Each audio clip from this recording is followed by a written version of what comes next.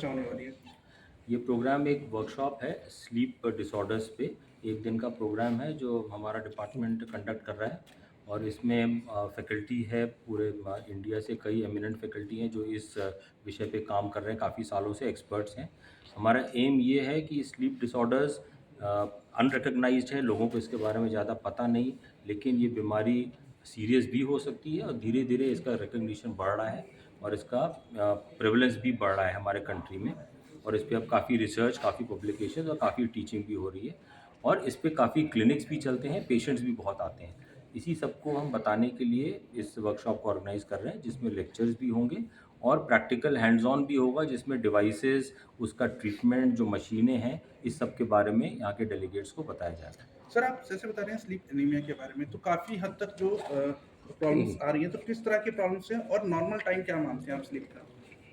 देखिए, स्लीप का normal time तो इंडिविजुअल पे डिपेंड करता है।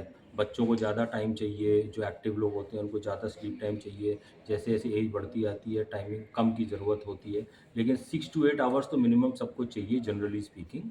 जो डिसऑर्डर्स होते हैं वो मोस्ट कॉमन डिसऑर्डर जिसमें हम काम करते हैं वो है ऑब्स्ट्रक्टिव स्लीप एपनिया या स्लीप एपनिया जिसे कहते हैं। जी। इसमें एक्सेसिव डे टाइम स्लीपीनेस यानी दिन में बहुत नींद आना, जब नॉर्मल आदमी को नहीं आता फिर भी एक्सेसिव नींद आती है।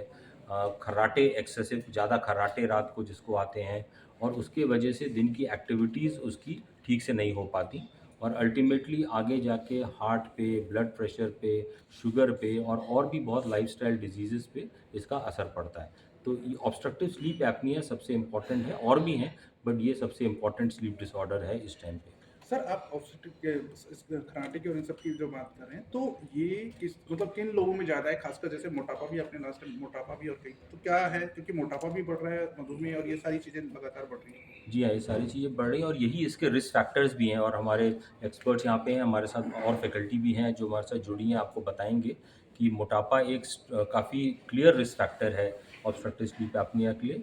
इसके अलावा जिनको किसी भी वजह से और जिसकी वजह से हवा अंदर नहीं जाती, साँस के टाइम पे पूरी हवा अंदर नहीं जाती, चाहे वो कोई भी कारण हो, उससे हो सकता है। और भी बहुत कारण हैं, डायबिटीज़ रिस्क फैक्टर है, हाइपरटेंशन रिस्क फैक्टर है, इस तरह की चीज़ें, तो उन सब की वजह से हो सकता है। I think. सर, वो माइक एक बार लगा दूँ? हाँ। Thank you.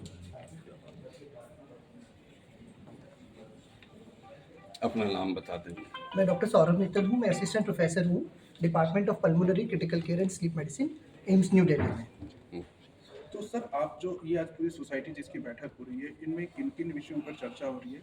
और क्या कोई डेटा भी यहाँ पे रखा जा रहा है?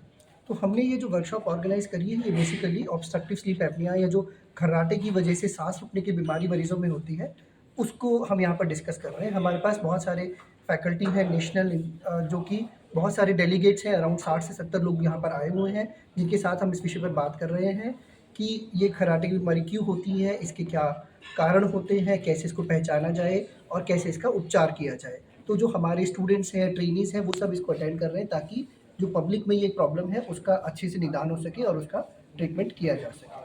सर, जिस रोग की आप बात कर रहे हैं, तो इस एक तो ये नॉर्मल है कि कराटे को नॉर्मल माना जाता है। तो आप लोग कैसे डिसाइड करते हैं कि कोई मतलब जिसको नॉर्मल रूटीन लाइफ मान रहे हैं, वो रोग में कन्वर्ट हो चुका है?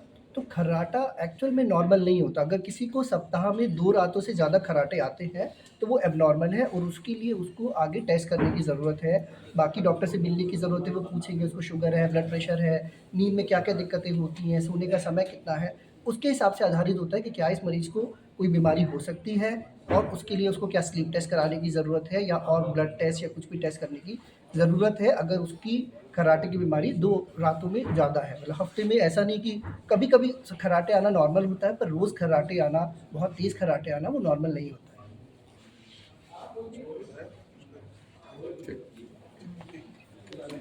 सर, एक